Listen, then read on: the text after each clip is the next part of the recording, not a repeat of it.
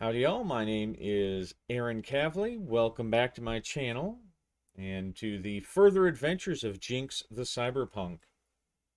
I can't get the camera to work on Roll20 for some reason, but the focus is not my ugly mug. It is the forced adventures of Jinx the Cyberpunk, so we will have to remain satisfied with my dulcet tones as I tell this tale. Jinx offers the hacker in his apartment a beer, and he sits down across the living room from Jinx, and he's your stereotypical hacker type. He's got the glowing tattoos, and he's got the rig and everything. Um, and he offers the beer and says, "Hey, thanks, man. So you sure you don't want one of those interface chips? I can get it pretty cheap for you." And the father says that you've got permission to do it. Jinx shakes his head and says, "Nah, I just I just don't trust something being that close to my gray matter, you know what I mean?" And the hacker chuckles and says, "Yeah, I know exactly what you mean. A lot of people feel that way. No worries. But the father wants you to be in on our grid meetings, our grid parties. So here's your new grid box." And he pulls out a case, opens it up, and he hands him the what they call a grid box, which is basically a VR rig that goes over the eyes like a modern VR rig, but it also includes things like haptic feedback and a much clearer, more immersive vision than what Jinx and what people who don't have the interface chips use. They've got their normal goggles or glasses in which the HUDs and the augmented reality information get projected onto. In this version of Neon City, in my version, I don't see a lot of people plugging a chip directly into their brain unless they really spend a lot of time doing deep dives into the grid, which is, the VR, the internet. So it's kind of specialized gear for hackers and grid runners, and Jinx is not interested in that.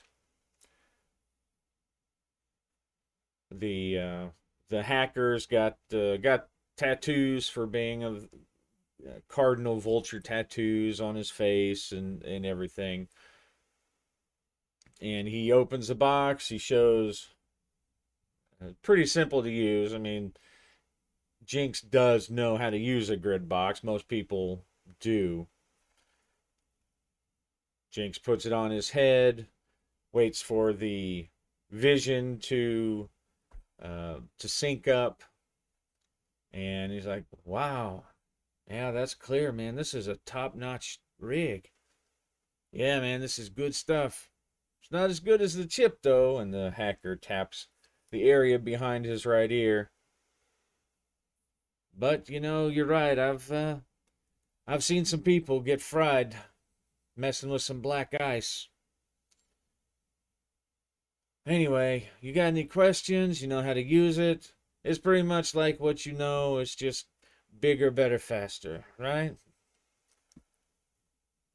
"Yeah, I got it." "Hey, thanks, man. Do I owe you anything?" "No, this is from the father. I think we stole it from some corpo warehouse a couple weeks ago anyway. So, but yeah, don't forget you're on the you're on the party list now, and if the father invites you to the party, you don't miss it, all right?" "All right. 1 hour." And so the hacker slams his beer and leaves. Jinx spends the hour getting used to his rig. It's also has a like a face mask to cover, uh, that has the microphones and to offer some more haptic feedback. He's not really a grid guy any more than anybody else is. He uses it to watch shows and make calls and order things and whatnot. Like most people do know how to use it. But he zips to the different neighborhoods of the grid that he's familiar with. Just looks around, watches the races in a new super ultra high definition version or whatever whatever they're calling it at this point. 72K, whatever. And in that he's able to with the grid, he's able to pick cars going through this city race and or this wastelands race and zoom in to the car itself, and it makes it feel like he's really in there.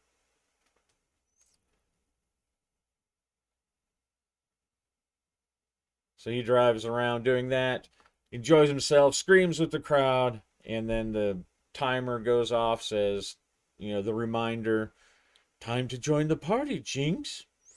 And he exits and directs himself to the party. The party is taking place in a Cardinal Vulture's private server, private area, private node. As he approaches, two angels, digital avatar angels, glowing and sparkling with machine guns hanging from their side and big flaming swords, scan his permissions, and they let him in, and he zips inside in the way that only digital beings in the grid can do.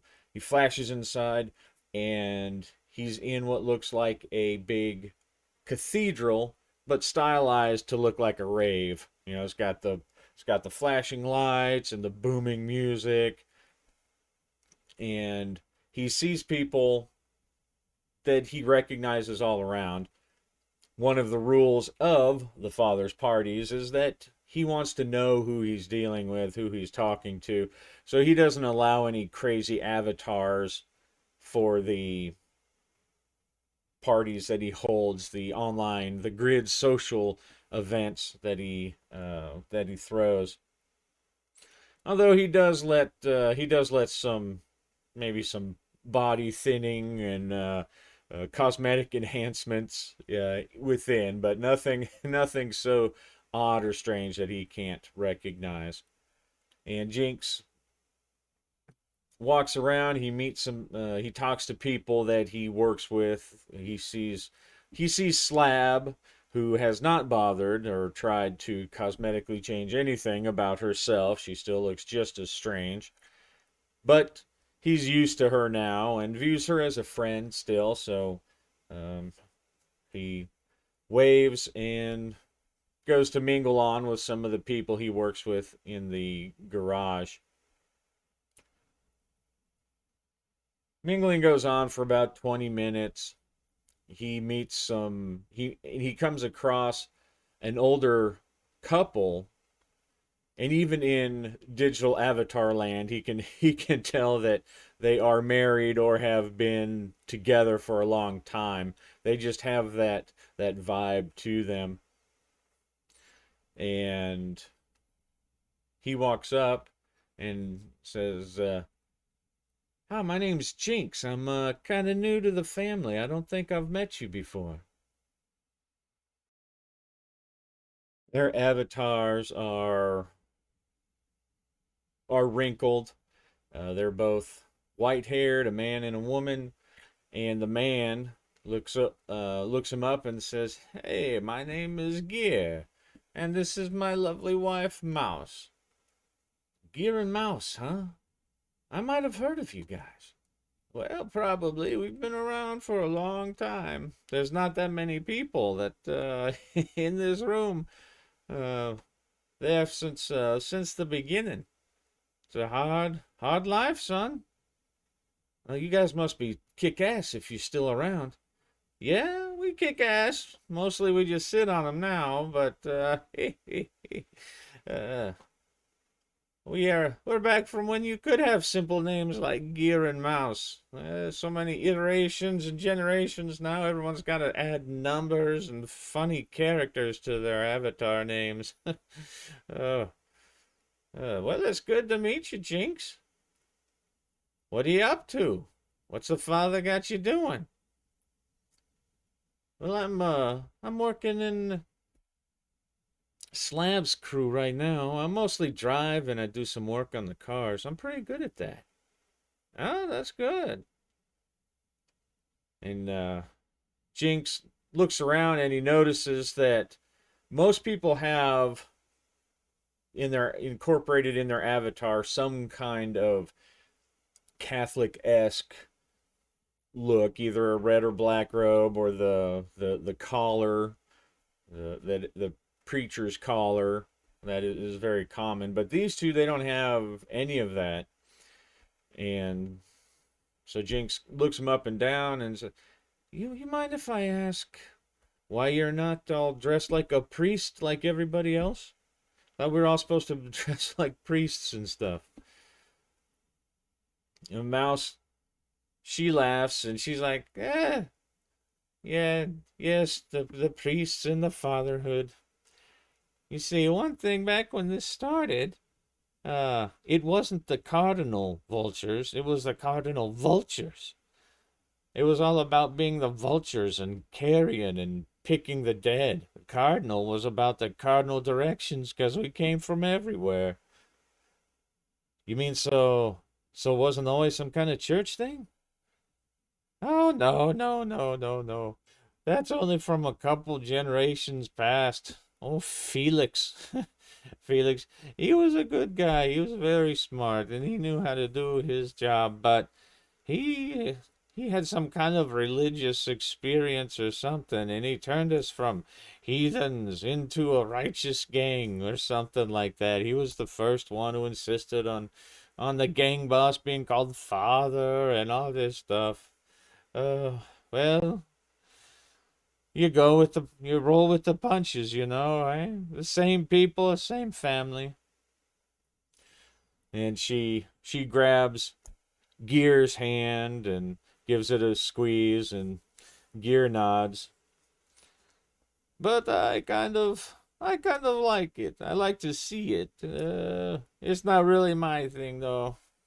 And the father, well, he never really pushes it too hard. But I tell you what, when we had our vulture costumes, um, well, they actually look kind of stupid, so I don't mind. I don't mind. Oh, it looks like the father's about to take the pulpit. And Jinx turns and he sees the father, who is in resplendent papal attire, although stylized. It doesn't look like 16th century papal attire. It's stylized into the future. It looks more like a big long uh, duster kind of coat, but it has all the gold filigree and everything else, and it's all white with the red patches. And the hat isn't a typical mitre. It looks more like almost kind of like a tall fedora, but the inference is obviously there that that's what it's supposed to look like. And the father gets up and he looks around. He's got a smile, and he says, I'd like to welcome everybody. It's good to see new faces. It's hard in our particular line of work, our particular lifestyle, to safely meet together, right? As soon as someone hears, then, then comes the bombs and the drive-bys and everything else. But I'd like everyone. I'm glad to see everyone fellowshipping. I'm glad to see everybody remaining family because that's what this is all about. And he goes on to talk about things that Jinx is not really familiar with. He doesn't know the people. He's not been around long enough to share in the references that he makes about things. But he listens politely, and the father is an engaging speaker and funny. So even the things that he doesn't really understand, the father makes it entertaining to listen to. And I'd like everyone to welcome Jinx, our newest member with access to our node here.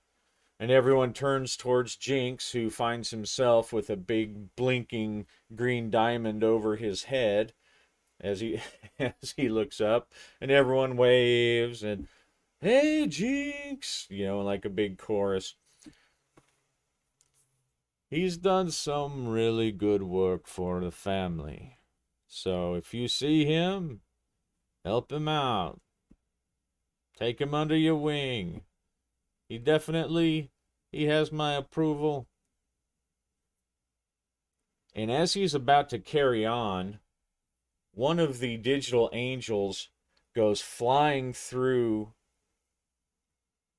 one of the big stained glass windows that are at the top of the cathedral. He goes flying across and he's on fire and he bounces against the wall and everything turns red. The father looks up and he looks down and his eyes flash for a second as he's getting some kind of download or information, and a gang of what could be only called a stampede of these flying motorcycles come flying through the stained glass window, shattering the ones that remain, and following the angel that came flying across. Now these bullets are, and they're spraying the crowd with bullets. Now the bullets themselves, obviously, they're virtual, but Jinx remembers that the hacker said that there were some people, if they have those interface chips, there's a possibility that they may actually suffer harm. And as the bullets are flying around, some spray nearby, and he leaps out of the way just out of instinct. And then the father announces in this deep booming voice, "Everyone eject! Eject!" And Jinx, it takes him a second to realize what the father's saying because he's not a crisis hacker or anything like that. Um, but he looks around and he looks to see Gear and Mouse to see if they're okay. And as he does so, they touch their hands to the side of their head and they blink away in a digitized dust, poof, and they disappear. And Jinx, as he sees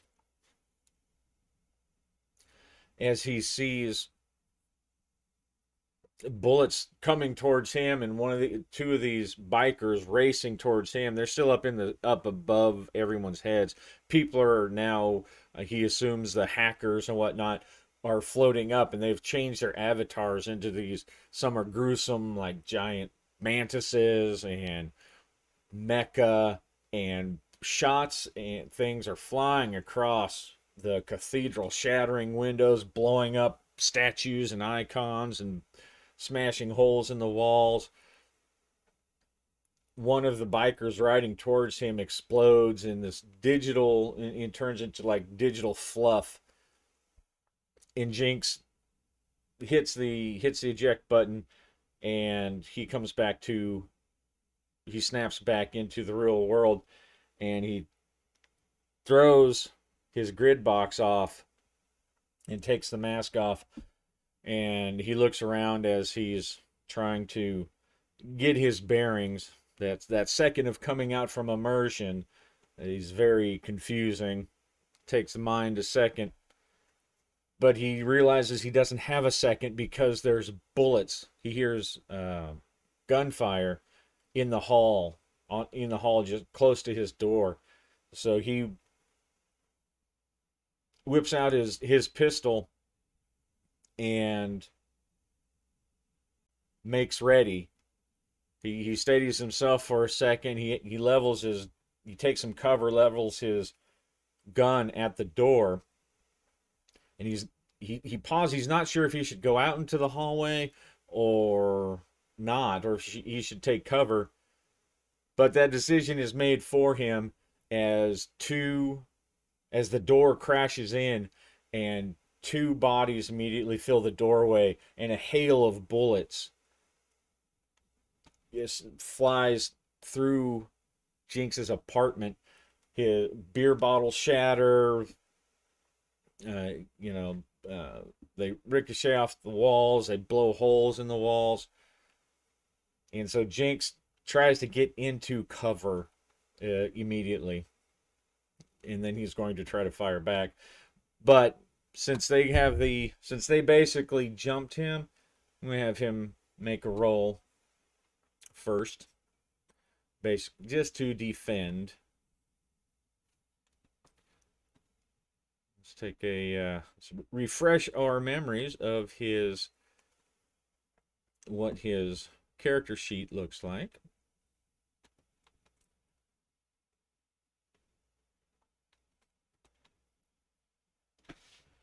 So I think here he's Daredevil, so he's not going to freak out, but he doesn't want to get his face shot. So um, so he's fearless, and he can take the initiative and those things, and he's got his reflexes. So since that's definitely going to be a reflex roll, I'll give him his base die, one for Daredevil, one for reflex, and I'm going to give him an extra because he was prepared. Once he heard him, he immediately took cover. So that'll be 4 action dice.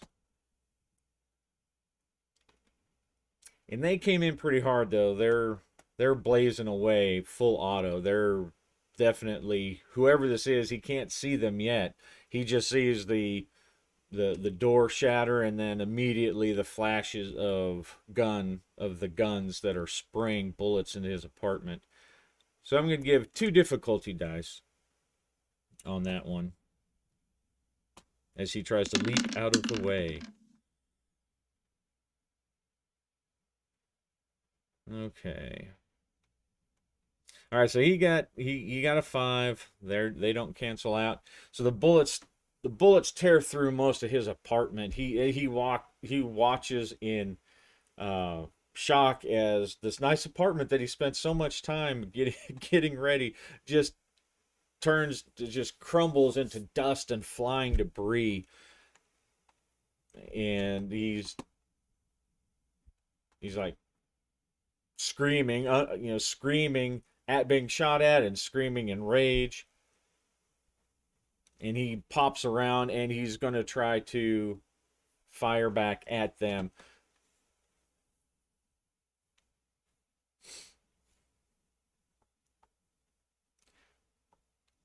So that will give him. And so usually I use his gutter scum, but I think his Daredevil would probably work as well, since he doesn't have any specific firearms uh, edges. So I'll give him 4 dice again because his machine pistol has auto fire, and since they're both crowded together, we'll do that, and I'll give them. I'll say for the both of them put together, I'll say they've got 3 hits.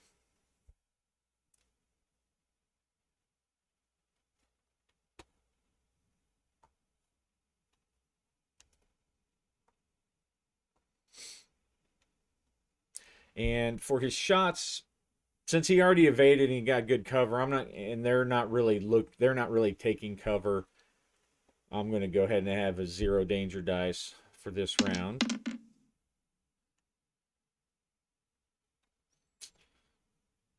Okay. All right, so he's got a 6. Excellent. So he sprays across. He leans out just barely enough and puts several bursts of auto fire right through his doorway. Both of them get hit. One of them catches a round right in the face though, and his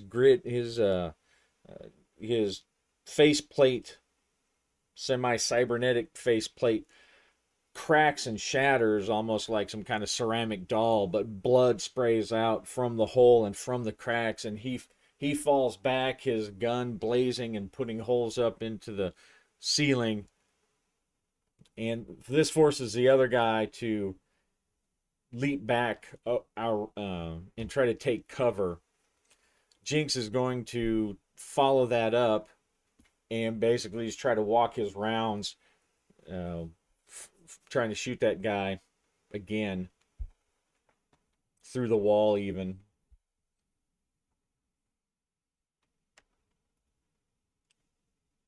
And I'll give 1 danger dice because the guy is trying to seek cover.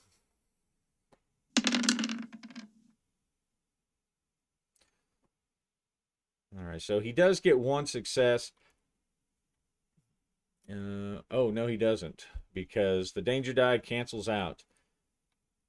Sort of a tacit rule that I use for this is if there's double ones, and it's not it's not like a botch or whatever, but if there's just double ones, I kind of assume that means that they have to reload, that they've used all of their, especially all of his ammo, especially since he has since he was firing full auto. So the bullets tear across his wall, and he watches his own brand new coffee maker explode as he shoots it. But the bullets, none of them hit the guy, and he realizes that he's out of ammo. He ducks back around and he spends his turn reloading. And the guy comes back around and he's laying waste again. So he more rounds filling up the room, blasting the counter. What Jinx is hiding behind is come apart. He barely has any barely has any cover left because this guy's just spraying this weapon, and it's a it's a more of a submachine gun. It's heavier weapon than what Jinx is using. So I'm gonna give him 3 dice since he is reloading and not really able to do all of his full fancy daredevil gymnastic stuff. And 1 danger die because the dude is in full auto mode.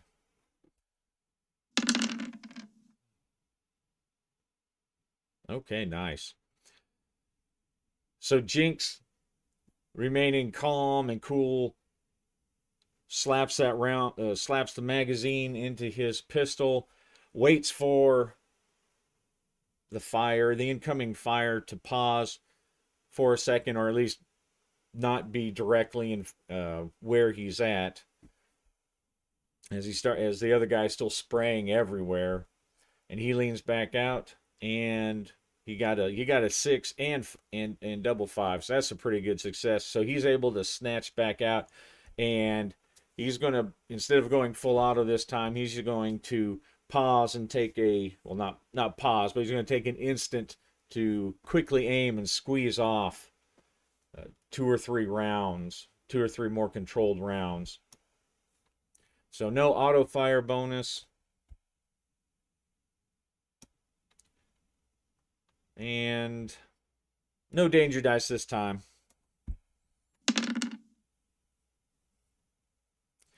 Okay, so he gets a 4. He hits the guy in the shoulder, and the bad guy, the attacker, snaps back. And as he does so, Jinx sees the he finally gets a decent look at the guy. He is definitely wearing the gang colors of the Razor Girls, that blue and white. He sees the stripe, because they, like all gangs, like to wear their colors. This guy has a blue and white coat that he's wearing. Realizing that the guy knows exactly where Jinx is at, and he's probably getting ready to pop around the corner again, Jinx jumps to another part of his apartment behind a counter that is less ruined than the one he was hiding behind. And when the guy comes back around, leaning just barely in, so you can just barely see him in his hand, he Jinx is going to try to catch him again. Let's see, again, this will just be the 3. And because the guy's presenting a small target and hosing everything down, I'm going to give 1 danger dice. Danger die. Okay. So as he comes around, he sprays, and Jinx pegs him in the side of the head. And the guy falls across the doorway on top of the body of the other guy who Jinx had already taken down. Jinx pauses and covers the doorway for several seconds. They're still firing. You can still hear firing in the distance.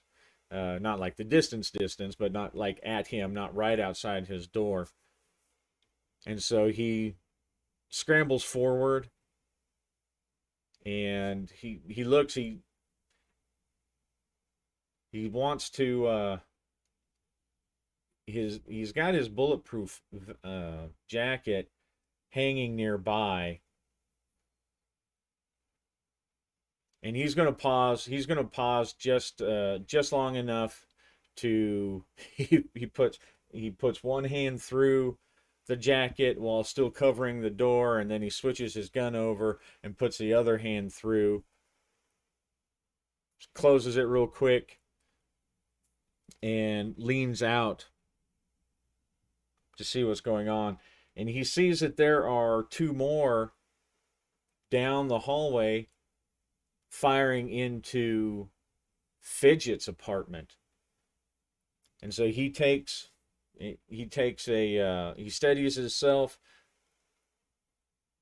makes sure that his pistol is linked to his goggles as aim assist, and he's going to shoot an automatic burst at the 2 guys who are more focused on shooting inside Fidget's apartment.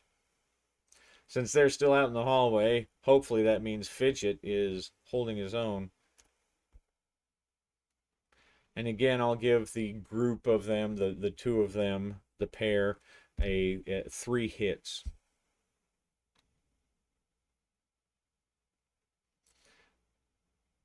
Let's see, and since it's first round, they're not expecting it. No danger dice. They're out in the open hallway.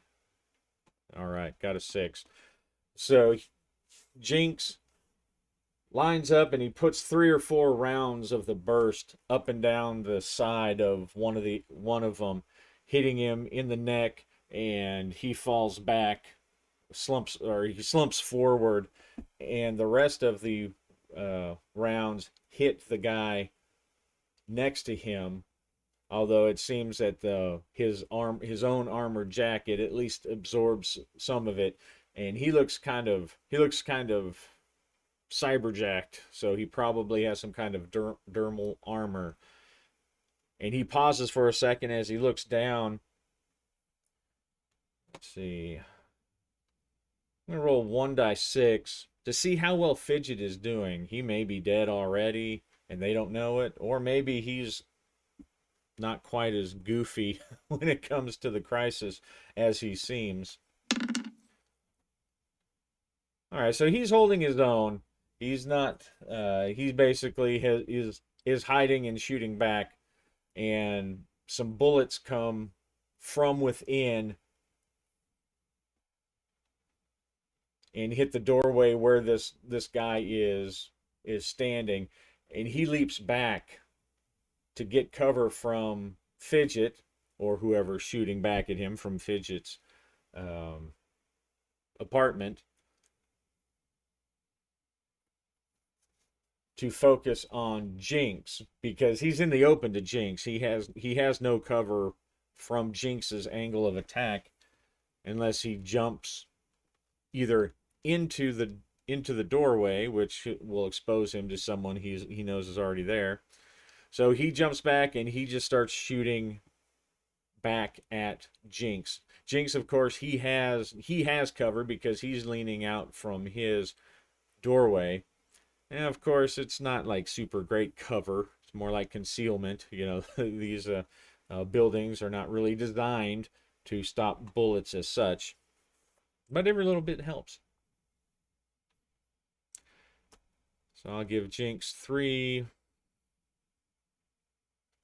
And 1 danger die since the guy is skilled and shooting back with accurate return fire. Nice. All right, so he gets Jinx gets another. He takes a more careful approach again since there's just one there, and he fires 2 or 3 controlled shots. All 3 of them hit the remaining gunner, and he falls back, and his gun drops out of his hand, and both of his other hand goes up to the side of his face where one of the bullets hit, but he obviously didn't kill him outright. He probably, so the dermal plating or some kind of cyberware underneath protected him from getting killed, but he's definitely on his ass and not moving. Jinx runs up with his gun leveled at him. He's not really sure if he should just gun him down or if they want some kind of prisoner.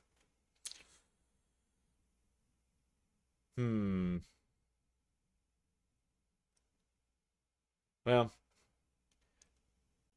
he gets the idea that there probably is a widespread attack. So there's a lot of people, and who this low level, patsy, this low level ganger is probably not going to have anything worthwhile. So he just, as he gets closer, the guy on the ground is moaning and he's trying to reach for his gun, but Jinx squeezes off a short burst into the guy's face, and he twitches as the bullets hit him and he falls back in a spray of blood. He approaches the door and calls out, "Fidget! Fidget, it's Jinx! Don't shoot! Don't shoot! Are you all right?" And he looks around. He peers in and he sees Jinx.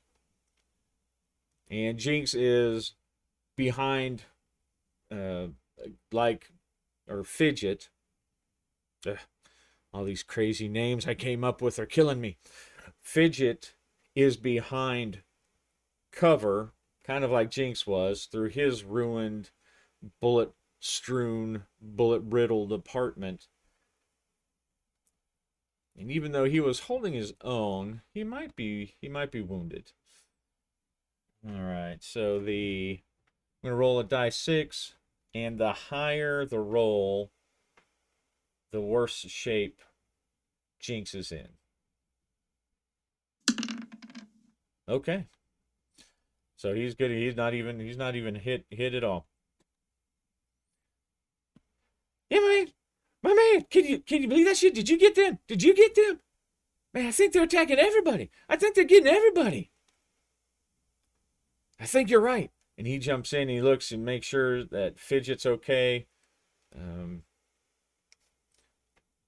Come on, we gotta get down to the garage. We gotta go see how Slab's doing. I can't get anybody. No one's answering. Everything's jammed up. All right, come on, let's go. And he waits for Fidget to throw on his own duster, his own street jacket. Well, it's not really a duster, but his own street jacket, and grabs ammo for his pistol, and they go running out into the hallway. Again, kind of covering. They're going forward cautiously.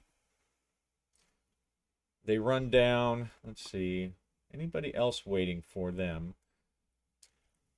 There are other cardinal vultures that live in this building, Jinx realizes. And he says, No, we gotta make sure everybody here is okay first. Slab's got guns down there. We gotta get together, start trying to clear the building. Yeah. Yeah, shit. Cherie's up one level. I bet they're right after her. And as they listen, they can still hear gunfire going off, but now it is more distant, like it's coming from different floors of this building. And so Jinx pulls up a little overlay of the map, and he sees, he knows where everyone in the gang that live in the building. That's just part of being in the gang, so that you can go, help or get help if you need. So he goes up to Cherie's, and let's see. On a 5 or 6, there's still an active enemies there. All right, no active enemies.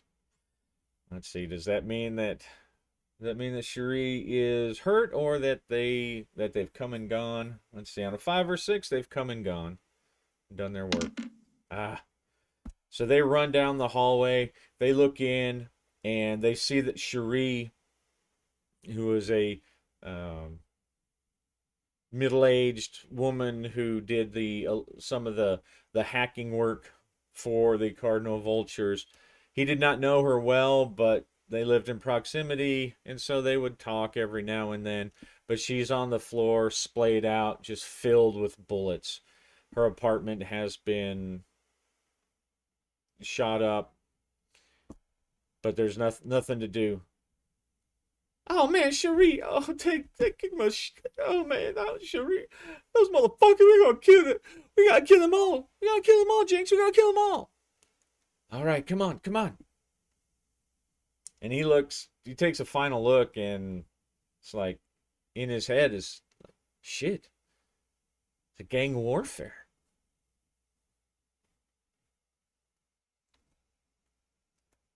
So they head down the steps to the next place where they know someone lives, and there's like 3 or 4 in a row where the gang members live. They kind of rearranged so that they're all living in a row.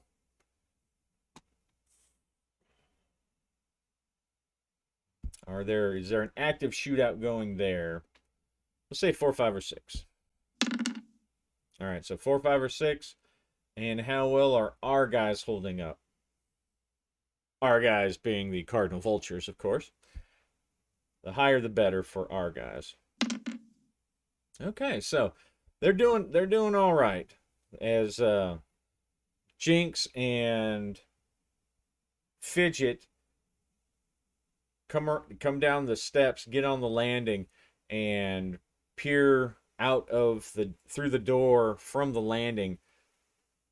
They see that they can hear the bullets, they can hear the gunfire, they can hear people screaming, and they see some more of those guys. But now there's like 4 or 5 of those people in the hallway. These Razor girls, and they look very enhanced as far as you can see on them. They're all girls now. These are all women, and they all have some kind of obvious implants, combat implants. They have dermal plates.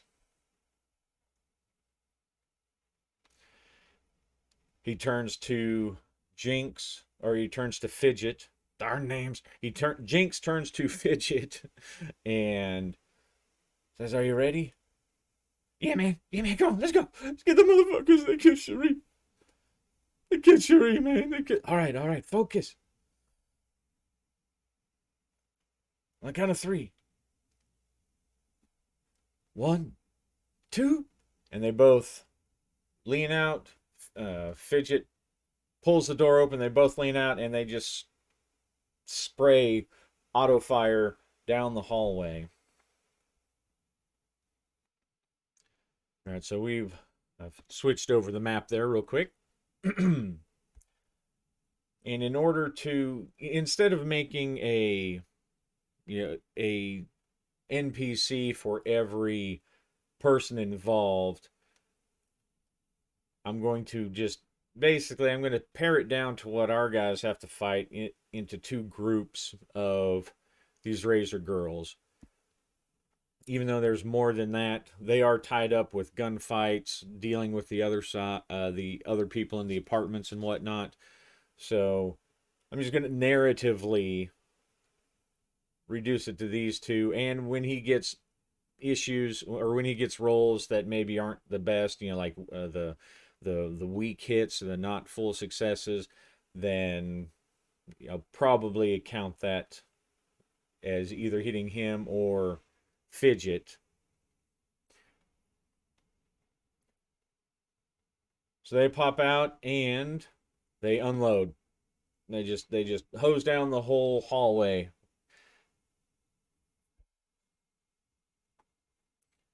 So I'm going to give him 4 dice for that. And in this case, actually, I think I'm going to give him 5 dice. His 3 dice, 1 for the auto fire, and then an extra dice because he and Fidget have kind of the drop on them coming from the side. That flanking, that'll kill you. And no danger dice because they're not expecting them yet. Okay. Excellent.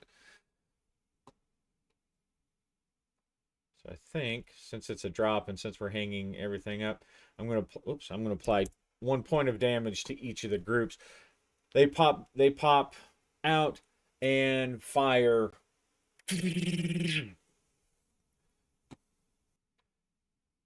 Let's add a little roll 20 sound effects here. Maybe it won't work, but there we go. So they pop out and the bullets fly. 1 or 2 of the bodies fall as they get struck from the side. But the Razor Girls are maybe not professional, but they're tough and they know how to take cover and how to shoot back, identify their targets. And so half of them turn to face the new direction of the attack from Jinx and Fidget, while the rest continue firing back and forth with the Cardo Vultures that are in their apartments.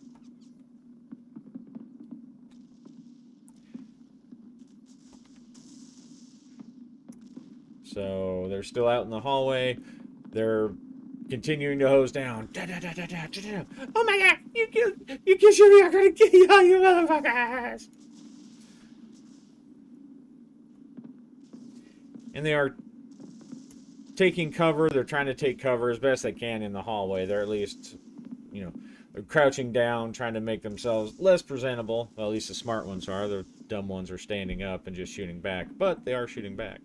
So 1 danger dice for that.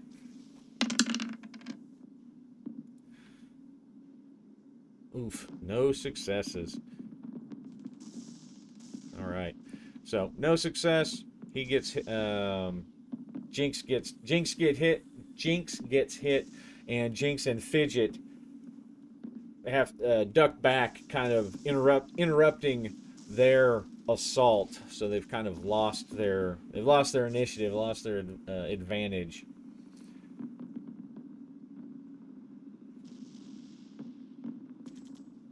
We'll see if he did put his armor on. I'm still up in the air about whether or not to use. I'm still experimenting whether or not to use that body armor technique, but I will try it for now. So he's going to expand 1 point of his body armor, and he's going to roll to see if it will absorb the damage. Okay, 2 fail, so it does not.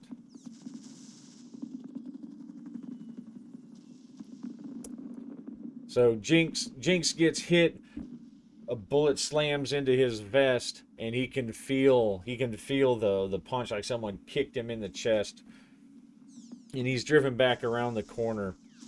And I think that they immediately, the other side, the Razor Girls, immediately start moving forward, and they're just spraying down the area. So Jinx and Fidget, they have to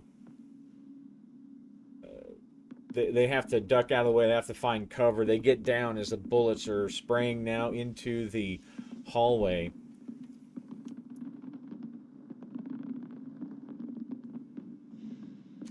And yeah, they're being pressed pretty hard. So 2 danger dice, and this is just defensive. Nice.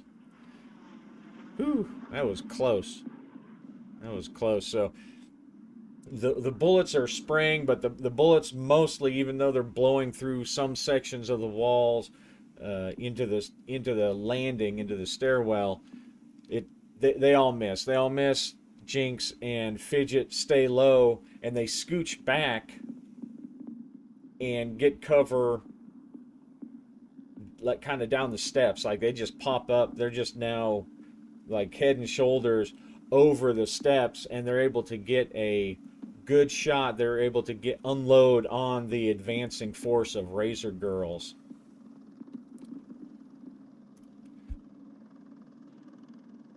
Auto fire, but they are still moving and shooting, so at them, 1 danger die.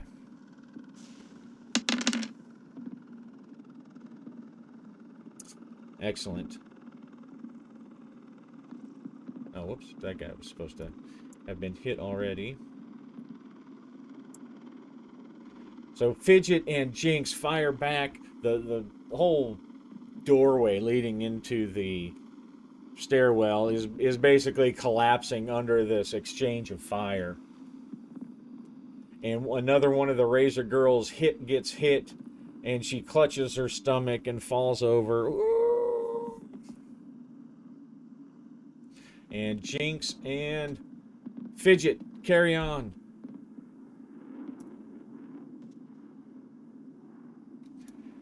And I think this round, the Razor Girls are, since they have moved, they're starting to kick in some of the other doors that don't belong to the Cardinal Vultures, people who are living there. And they're using those doors now. They're kicking the doors in, blasting the doors in, and starting to use them for cover. So now they're not all, those ones that are attacking our heroes anyway, are no longer just out in the hallway. They're using cover because they're getting gunned down. So 2 danger dice for them shooting back and taking cover. Oh, nice. Look at that. Double 6s. So he gets a boon. So I think with the boon, these guys, they're out of it. They are done.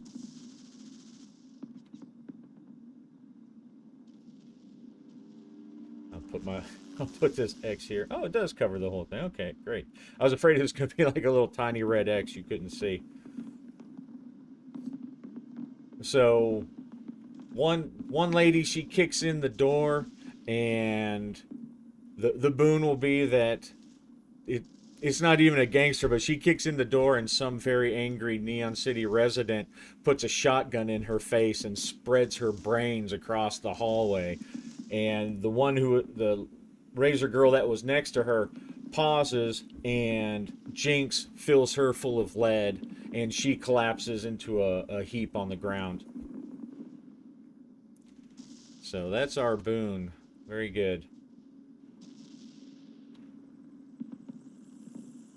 And next round, as they continue to fire, they don't want to advance. They have good cover, and for now they can still see everyone they're trying to shoot. But I'm only give 3 this time because the group is now kind of spread out, and so the auto fire it's a smaller group and they're spread out. So the auto fire, even though he's still blasting away, is not as effective. So I'm not going to give that tag for this round. And 1 danger die for cover and for being shot back in. Excellent.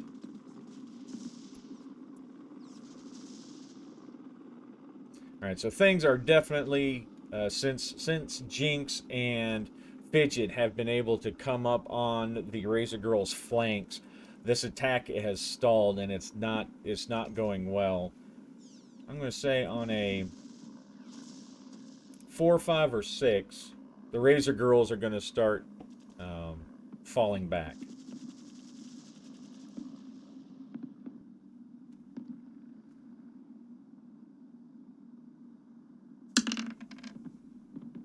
All right. So they've taken their losses, and they can't really hear what the Razor Girls are yelling back and forth over they're using comms and stuff because their comms work. Uh, but they start laying down fire and retreating towards the far end. It's not quite as it's not really a solid, disciplined retreat. It's mostly there's like, let's get the fuck out of here! Get the fuck out of here! And they go running down the hallway, spraying back bullets towards Fidget and spraying into the Cardinal Vultures um, room or the apartments for the Cardinal Vultures on that floor as they roll by, trying to keep everyone's heads down so they can get a good escape. So they have their concentrated fire from all these groups now. So I'm gonna have our heroes make just a defensive roll. And they've got good cover and are in a good position, but they're all firing. They're concentrating their fire so they can escape. So 2 dice.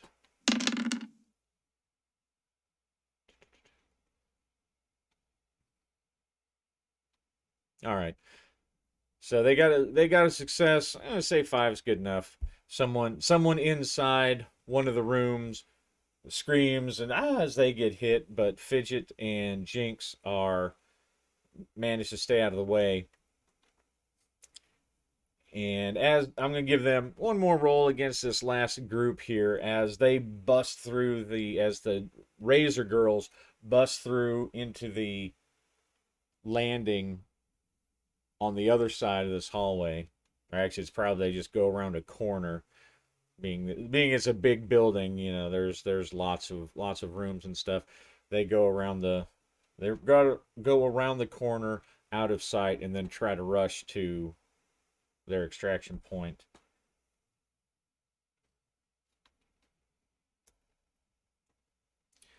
And I'll give 2 danger dice. They're not really in much danger being shot back, but those people are running and trying to, they're opening the distance and trying not to be hit. So, okay. So they are not able to get any of the others as the Razor Girls retreat. They're laying down pretty effective fire, even if it's just mass panic fire. And anytime Jinx or Fidget have a chance to get a shot, they have to duck as bullets come winging and whipping and zipping over their heads, exploding off of the floor in front of their faces. and then the gunfight is suddenly over. It's just it's quiet. Jinx hops up, he reloads, he drops his magazine and slaps another one in his machine pistol and scans the hallway just like he sees all the shows about the Neon City PD, and he's covering the hallway as he goes, and he peeks in and he calls out, "It's Jinx! It's Jinx and Fidget! Don't shoot! Is everyone okay?" And he looks in the first apartment, and everybody is not okay in there.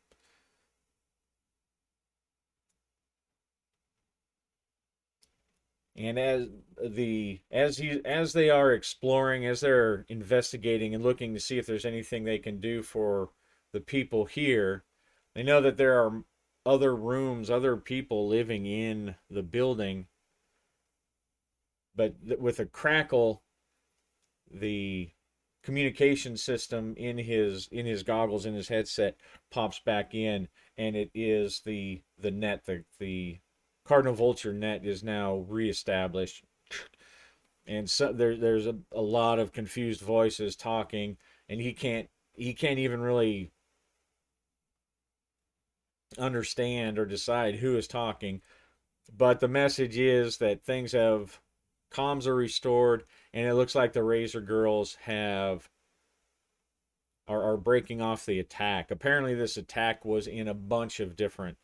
It was a massive attack. They attacked all over. They attacked the Cardinal Vultures all over the place, and there are reports of deaths from different neighborhoods, and so Jinx and Fidget decide to go in there and see what they can do, help with the people here as the comms grow even more confused. Finally, one voice comes over, shuts off the rest of the channels, and says, "Everyone, calm down. This is the father. Get off this general net. Speak directly to your Plex bosses. Coordinate with them. Give damage reports and injury reports.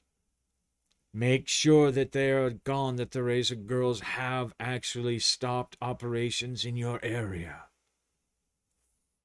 We will get those chingadas. We will kill those putas for what they've done. But first, we must prepare." And so Jinx and Fidget, they go in, they find more dead Cardinal Vultures, but there are some who were just injured, who are pulled through, and they're able to render first aid to. And I think we'll call it there. Now, this was not obviously a job in the typical sense of running a mission, but I think our heroes involved definitely deserve some cred, some leverage, some experience points.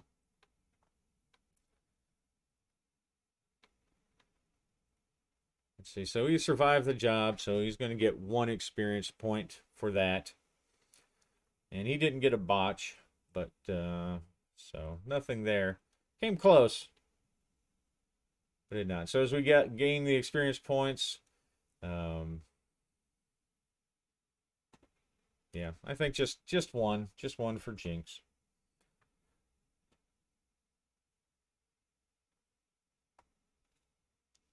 But I do think he also gets some leverage because he and Fidget saved a lot of lives. So 1 die 3. Let's see if my let's see if my leverage roll will fail me once again. Okay, 2. It was a die 3, so not as bad as the last ones.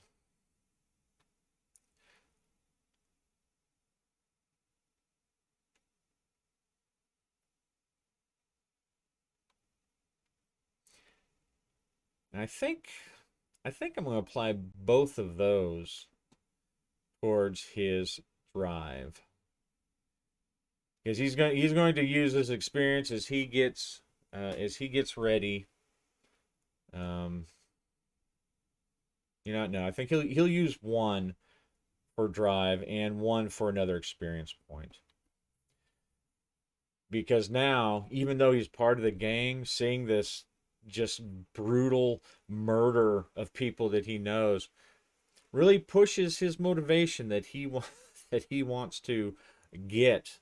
He wants to get out of this madness. He wants to enjoy the peace and quiet of those orbital paradises. So that drive, that check mark will represent him waking up, having become a little slack in adapting to his new lifestyle, which some say is the humanity's greatest gift is our adaptability, although it can also be our greatest um, weakness as we get, as we get controlled easily sometimes because of that. But this drives him. This reminds him. So one experience for that leverage and one drive mark. So, and then we will next time explore how this gang war turns out. As Jinx is sitting there bandaging up people, wiping blood off his hands. He has a sudden thought about the Razor Girls, and he says, "I hope this isn't about that stupid Harry Potter book." And then we'll leave it there. Thank you all for coming along. I hope you had fun. I did too, and happy gaming.